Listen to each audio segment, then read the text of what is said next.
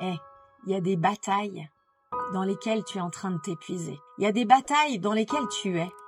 Tu es au front peut-être, tu es en train de te battre pour que la vérité puisse sortir, tu es en train de te battre pour défendre telle personne, tu es en train de te battre pour telle œuvre, mais en fait, tu es en train de t'épuiser.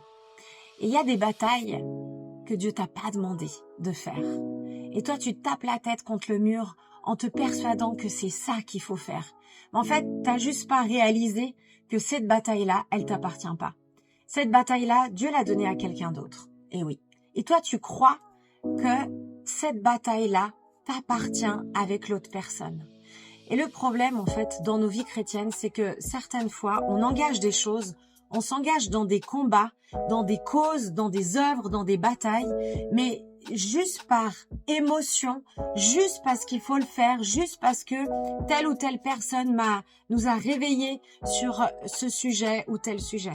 Et moi, je te fais cette vidéo, pourquoi? Parce que il y a des œuvres dans lesquelles je sers, comme Caleb, comme Zoa, donc les agressions sexuelles, les pertes de grossesse volontaires ou involontaires, et puis d'autres œuvres pour la jeunesse. Je fais toutes sortes de choses. Ça fait 17 ans que je sers le Seigneur de tout mon cœur.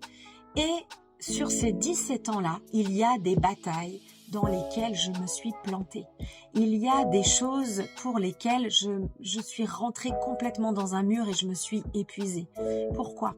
Parce que si tu commences à regarder à des hommes, si tu recommences à regarder, à commencer à adorer, à idolâtrer certaines personnes, certains hommes, certaines personnes même dans le ministère, et tu penses que ce qu'ils font, eux, c'est ta bataille aussi, eh bien, tu peux aussi te tromper. Moi, je me suis trompée. Et peut-être que il y a des moments, il y a des saisons dans notre vie où on peut se planter. J'ai un petit témoignage pour toi. À l'époque, on vivait en Australie il y a à peu près une quinzaine d'années. À peu près 14 ans. J'étais enceinte de l'aîné qui est ici. Et j'ai décidé de vendre, j'avais une petite boutique de déco, j'ai décidé de vendre cette boutique de déco.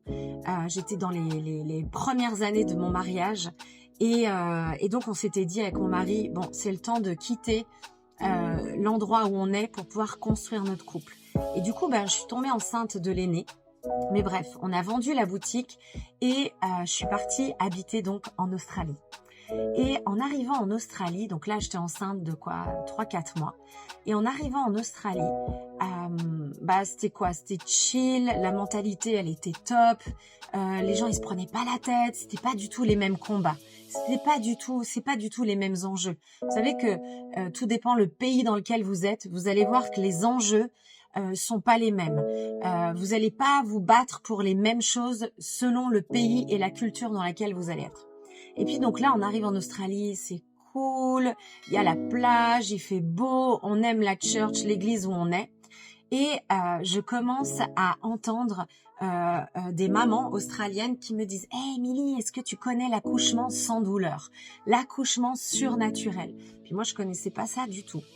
Et du coup, elle m'explique, elle me dit, faut que tu lises ce livre, tu sais que Dieu, il peut t'aider à accoucher surnaturellement.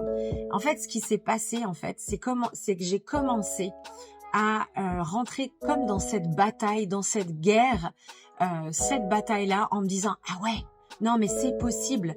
Ça veut dire que si elle a accouché sans douleur, moi je veux le truc, moi je veux ça. Et le problème, en fait, ce qui s'est passé, c'est que j'ai commencé à baser ma foi sur ces Australiennes. Est-ce que Dieu me l'avait dit? Non, il me l'avait pas dit. Est-ce que Dieu m'a dit, va conquérir ce territoire-là de l'accouchement surnaturel? Est-ce qu'il m'avait dit, tu vas accoucher sans douleur? Non, il me l'avait pas dit. Mais moi, je m'étais persuadée, sur la base de la foi de quelqu'un d'autre, je m'étais persuadée que c'était une vérité, peut-être que c'est une vérité, il y en a qui l'ont vécu, mais à ce moment-là, Dieu ne me l'avait pas dit. Dieu m'avait pas dit, tu vas accoucher surnaturellement, tu n'auras pas de douleur. Mais je me suis persuadée, vous savez, dans la vie, on peut se persuader de choses en fonction de ce qu'on va entendre des uns et des autres. Et en fait, la ligne, elle est fine parce que bien évidemment qu'on a envie d'écouter nos leaders, d'écouter nos pasteurs, nos autorités, mais à un moment donné, il va falloir que tu puisses faire tes propres choix. Il va falloir que tu puisses aller dans le lieu secret, toi tout seul, dans ce lieu secret, avec Jésus pour l'entendre. Pas pour entendre des hommes et des femmes, pas pour entendre des œuvres que Dieu fait. Tu peux les entendre, mais il faut que tu puisses recevoir le réma de Dieu. Le réma de Dieu dans la parole de Dieu, la Bible, c'est la révélation de la parole. C'est quand Dieu, il te révèle et il te donne un réma. Et tant que ça, tu le reçois pas dans ta chambre d'intimité, dans cette intimité avec Jésus, eh ben, il se peut que tu puisses te planter, c'est sûr que tu vas te planter. Donc, au final, je suis rentrée en France enceinte de 7 mois et je suis arrivée dans la clinique en France où j'étais. Et j'étais remplie de foi, j'étais remplie de zèle, j'étais dans ce combat où je me l'étais comme approprié. Du coup, j'arrive et la sage-femme, elle me dit, est-ce que vous voulez la péridurale, madame? Ah non, non, non, vous savez, moi je suis chrétienne, j'ai la foi, je veux pas de péridurale, je sais que Dieu il est avec moi, je vais accoucher sans douleur. Elle m'a regardée, elle m'a dit, écoutez madame, vous ferez bien comme vous voulez. Et en fait, ce qui s'est passé, c'est qu'en fait, j'ai vécu le pire accouchement de ma vie. Pourtant, j'avais cette forme de foi. Et donc, j'ai vécu le pire accouchement, j'ai failli mourir. Et après cet accouchement-là, j'ai perdu la foi. Mais est-ce que c'était à cause de Dieu que j'ai perdu la foi? Pas du tout. Pas du tout. Vous savez que même dans la pire souffrance dans laquelle j'étais, sur le point de mourir, j'ai vu Jésus. J'étais en train de partir, j'ai vu la croix de Jésus. J'ai même dit à mon mari, prie parce que je suis en train de partir. Et vous savez, j'avais vraiment je dirais pas cette même dimension parce que je suis pas morte sur une croix, mais j'avais cette souffrance où j'attendais qu'une chose, c'était d'être délivrée de cette souffrance, sinon j'allais mourir. J'étais en train de trembler de peur parce que je sentais que la mort s'approchait. Et c'était pas la faute de Dieu que j'ai perdu la foi. C'était ma propre faute. C'était parce que j'avais décidé que ça allait devenir mon combat sans que Dieu me le dise.